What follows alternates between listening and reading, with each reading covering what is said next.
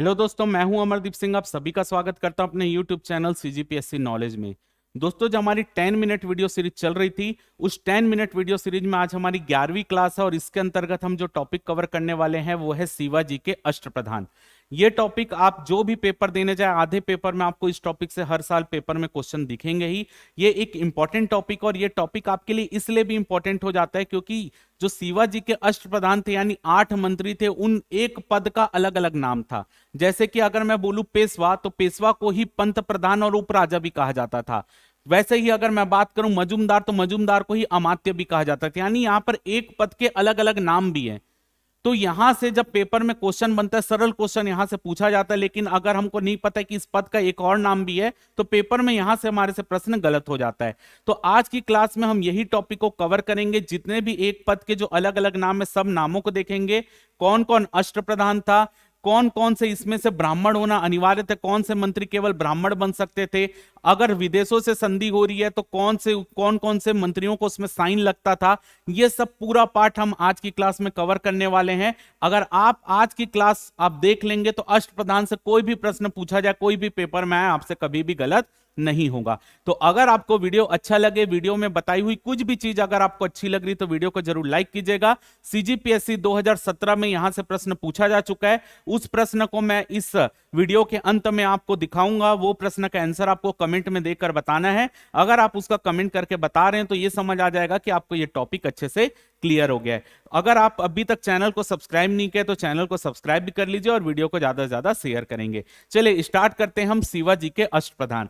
अगर मैं शिवाजी के अष्टप्रधान की बात करूं तो केंद्रीय प्रशासन के जो प्रमुख होते थे मराठा साम्राज्य में, वो राजा होते थे, और राजा को उनके कार्यों में मदद करने के लिए मंत्री की नियुक्ति की जाती थी। तो शिवाजी, जो छत्रपति शिवाजी थे, उनके कार्यकाल के दौरान उनकी मदद करने के लिए 8 मंत्रियों की नियुक्ति की गई थी, और उसी को शिवाजी के अष्टप्रधान के रूप में जाना जाता है। तो अगर मैं बात करूं सबसे पहले मंत्री की, तो सबसे पहले मंत्री होते थे पेशवा, और पेशवा जो होते थे इनको प्रधानमंत्री कहा जाता था। और पेशवा के अलावा इनके पद को याद रखिएगा, पेशवा को और कौन कौन से नाम से जाना जाता था, तो पेशवा को पंथ प्रधान, पेशवा को ही पंथ प्रधान और उपराजा के नाम से भी पेशवा को ही जाना जाता था। पंत प्रधान और उपराजा के नाम से भी पेशवा को ही जाना जाता। क्यों? क्योंकि जब राजा अनुपस्थित रहते थे, राजा कहीं बाहर गए हुए थे, तो या कहीं बाहर जाते थे, तो राजा के बदले जो कार्य का संचालन करते थे वो पेशवा ही करते थे, जिसके कारण इनको उपराजा भी कहा जाता है। तो याद रखिएगा, राजा की अनुपस्थिति में जो शासन का कार्य संचालन करते थे वो पेशवा ही करते थे, जिस कारण पेशवा को उपराजा भी कहा जाता है। तो पेशवा क्या थे भाई? प्रधानमंत्री थे, और पेशवा के जो कार्यालय होता था उसे हुजूर ए दफ्तर कहते थे। याद रखिएगा, पेशवा के कार्यालय को किस नाम से जाना जाता था? हुजूर ए दफ्तर के नाम से जाना जाता था। और शिवाजी ने किन की नियुक्ति की थी पेशवा के रूप में? तो शिवाजी ने मोरोपंत पिंगले, या इन्हीं को मोरे त्रयंबक भी कहा जाता था, इनकी नियुक्ति की थी पेशवा के रूप में। यानी शिवाजी के कार्यकाल के दौरान जो उनके पेशवा थे वो मोरोपंत पिंगले या मोरे त्रयंबक, दोनों ही एक ही है, ये पेशवा हुआ करते थे। चलिए आगे देखते हैं सेकंड पद। सेकंड पद है मजूमदार या अमात्य। मजूमदार या अमात्य क्या होते थे? ये होते थे राज्य के वित्त मंत्री। यानी जो राजस्व विभाग होता था उनके हेड कौन होते थे? मजूमदार या अमात्य होते थे, जिन्हें वित्त मंत्री भी कहा जाता था। तो याद रखिएगा, राज्य के वित्त मंत्री या राजस्व विभाग के अधीक्षक कौन होते थे? मजूमदार या अमात्य होते थे। और शिवाजी के कार्यकाल के दौरान शिवाजी ने 2 व्यक्तियों की नियुक्ति वित्त मंत्री के रूप में की थी, यानी मजूमदार या अमात्य के रूप में की थी। एक का नाम था नीरो नीलकंठ और दूसरे का नाम था रामचंद्र नीलकंठ। यानी नीरो नीलकंठ और रामचंद्र नीलकंठ की नियुक्ति मजूमदार या अमात्य के रूप में शिवाजी ने की थी। आगे देखते हैं, तीसरा पद है सूरनवीस, या इसी को सचिव भी कहा जाता है। सूरनवीस या इसी को सचिव कहते थे। इनका प्रमुख काम होता था शाही पत्र व्यवहार करना। ठीक है, यानी जब एक राजा किसी दूसरे राजा से पत्र व्यवहार करता था तो वो किनके माध्यम से करता था? सूरनवीस या सचिव के माध्यम से करता था। तो शाही पत्र व्यवहार किसका काम है? सूरनवीस या सचिव। इसके अलावा जो परगने की आय होती थी, जैसा आपको पता है शासन बटा था, राज्य से नीचे आते थे, मतलब केंद्र शासन से नीचे आते थे, तो राज्य शासन, राज्य फिर परगनों में बटा होता था। तो जो परगने से आय व्यय आती थी, तो आय व्यय का हिसाब कौन रखता था? सूरनवीस या सचिव रखता था। और इस आय व्यय का जो भी हिसाब है वो सूरनवीस किसको भेज देता था? मजूमदार या अमात्य को भी भेजता था। तो याद रखिएगा, परगने की आय व्यय का हिसाब भी आपका सूरनवीस या सचिव रखते थे। शिवाजी के समय अन्नाजी दत्तोपंत, याद रखिएगा, शिवाजी ने अन्नाजी दत्तोपंत की नियुक्ति किसके रूप में की थी? सूरनविसिया सचिव के रूप में नियुक्ति की थी। किसने? शिवाजी ने अन्नाजी दत्तोपंत की। आगे देखते हैं दबीर या सुमंत। दबीर या सुमंत दोनों एक ही पद है। ये कौन होते थे? विदेश मंत्री या राष्ट्र मंत्री। ठीक है, इनको विदेश मंत्री या राष्ट्र मंत्री कहा जाता था।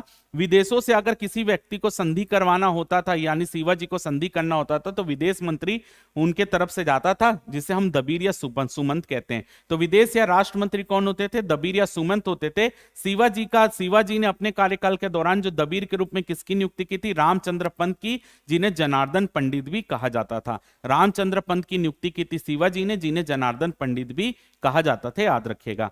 अगला देखते हैं, अगले हैं सर ए नौबत। सर ए नौबत क्या है भाई? सेनापति। सर ए नौबत कौन होते थे? सेनापति होते थे। शिवाजी ने इस पद पर किसकी नियुक्ति की थी? हम्बीर राव मोहिते की नियुक्ति की थी।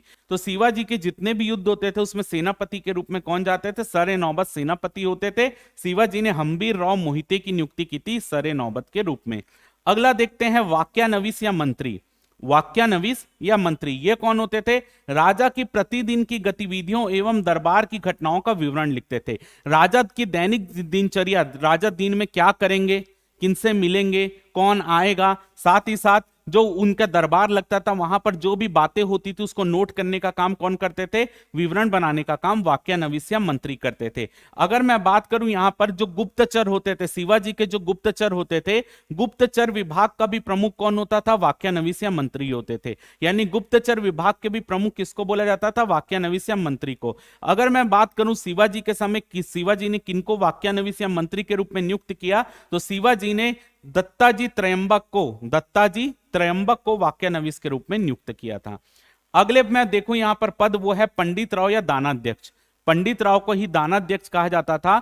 इनका प्रमुख काम होता था दान का काम करना। ठीक है, और जो उनके क्षेत्र में गरीब रहते थे, दीनहीन रहते थे, उनकी मदद करना इन्हीं का काम होता था। अगर किसी का जातिगत प्रॉब्लम होती थी, जाति में अगर कोई दिक्कत, एक ही जाति के लोग आपस में लड़ते थे, तो जातिगत जो भी विवाद होता था उनको सुलझाने का काम भी पंडित राव या दानाध्यक्ष ही करते थे। अगर यहां पर मैं बात करूं शिवाजी ने किनकी नियुक्ति पंडित राव या दानाध्यक्ष के रूप में की है, तो शिवाजी ने रघुनाथ राव पंडित की नियुक्ति की थी दानाध्यक्ष के रूप में। रघुनाथ राव पंडित। अगर यहां पर मैं आगे बात करूं न्यायाधीश, ये 8वें होते थे न्यायाधीश। तो न्यायाधीश जो दीवानी व फौजदारी मुकदमे होते थे, कोई भी में दीवानी यानी कि कुछ घरेलू मामलों पर लड़ाई हो रही है, कुछ भी दीवानी मामले हो रहे हैं, फौजदारी यानी क्रिमिनल टाइप के मामले हो रहे हैं, तो ये सबको में सजा देने के लिए किनकी नियुक्ति की जाती थी? न्यायाधीश की नियुक्ति की जाती थी। और शिवाजी ने निराजी राव जी को न्यायाधीश के रूप में नियुक्त किया था। किसको? निराजी राव जी। अब यहां पर एक चीज आपको याद रखना है कि जो ये 8 आपने पद पढ़े, पेशवा, मजूमदार, सूरनवीस, दबीर, सर ए नौबत, वाक्यानवीस, पंडित और न्यायाधीश, तो उसमें सर ए नौबत एक ऐसा पद था, सर ए नौबत में एक ऐसा पद था जिसमें ब्राह्मण की नियुक्ति नहीं होती थी।